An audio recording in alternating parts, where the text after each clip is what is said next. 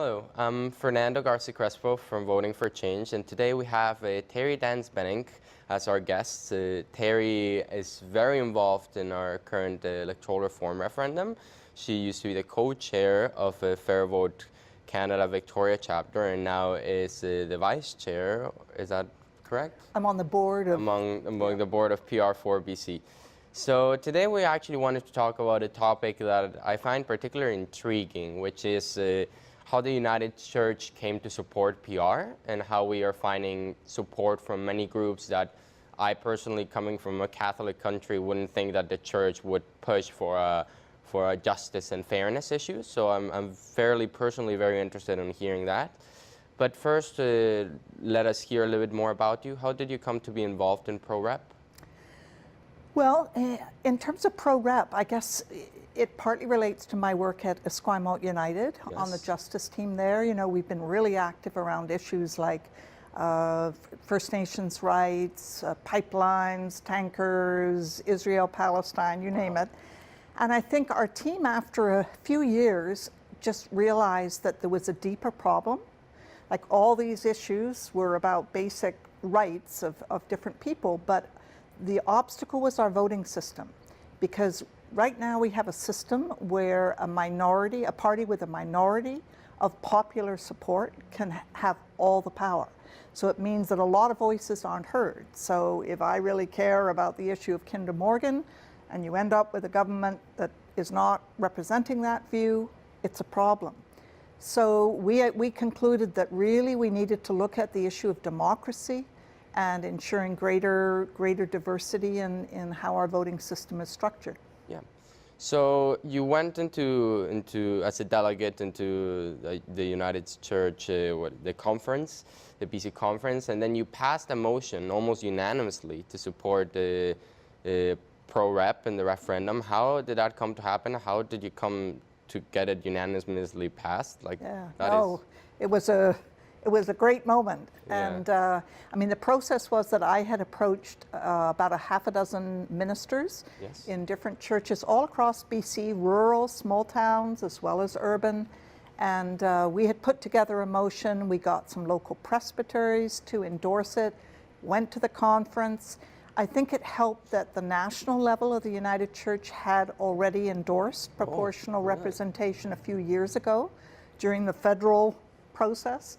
So when it came to the floor, there was just very clear support in favor of endorsing ProRep and educating congregations about what that means and the importance of getting out to vote.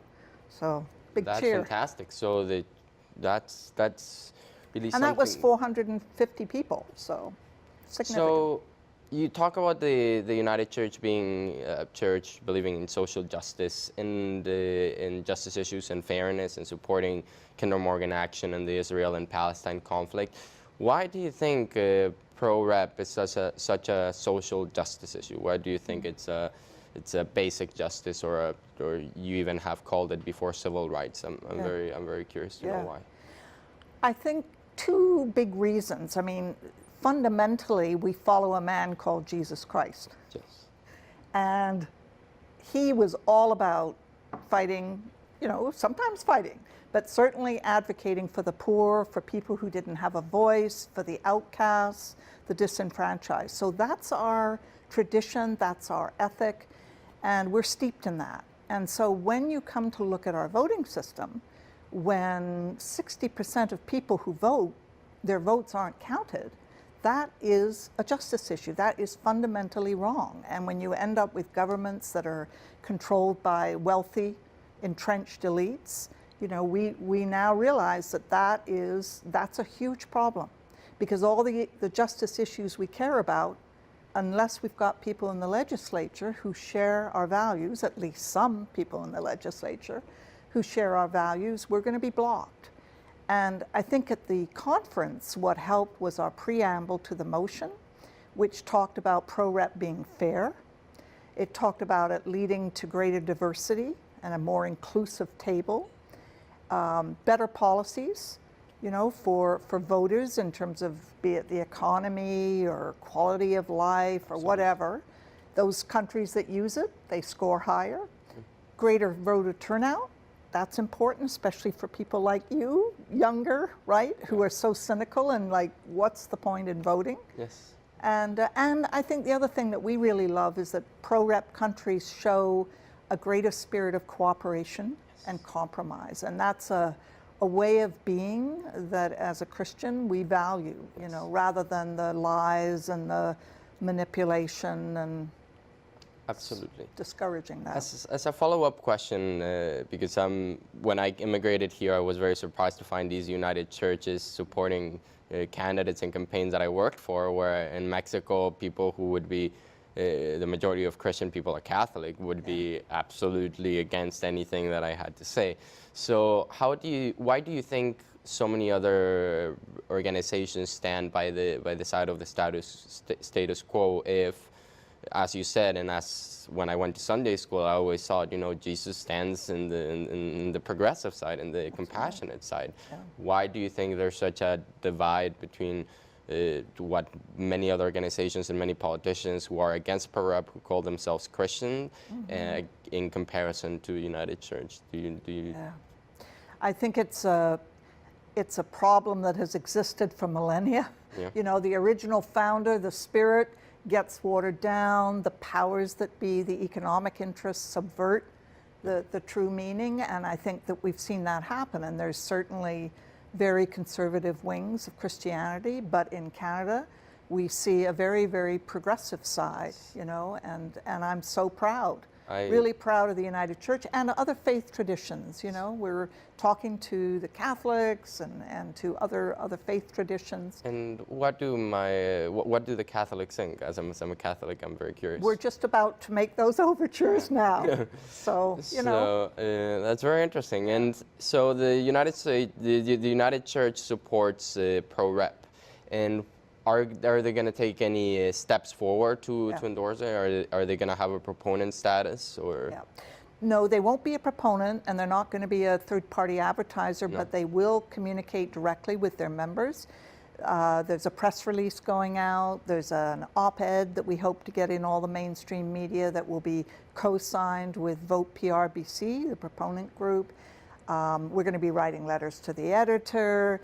We'll be sending educational materials to our members and giving sermons. Like, I have to help lead a whole service at Esquimalt United on September 23rd.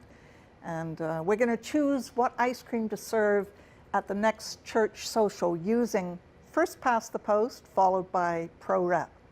It'll make it real simple. Yeah, because that's one of the things people say, it's so complicated. It's not. And that will be a great way to test it. And it must be much easier to communicate it when you're a community already made surrounding different values. And I think that's what we need to have. We need to have stronger religious, ethnic communities communicating the issues to their own members where they already have a relationship built. Exactly. So we're seeing that, as you said, politics right now is not about collaboration. I know many people, myself included, that are very disengaged from this very angry and negative-based political world. And I even see it in the doorsteps that I knock. I see people saying, you know, we don't like it, we don't feel engaged. How do you in the United Church and your community of activists keep being positive? How do you keep that positivity?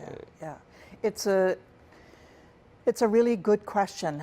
For me, anyway, I can speak for myself, and I think a lot of people in the church, it's because we have a faith in something bigger than ourselves, bigger than me, bigger than the human race, because sometimes I get pretty discouraged with human beings.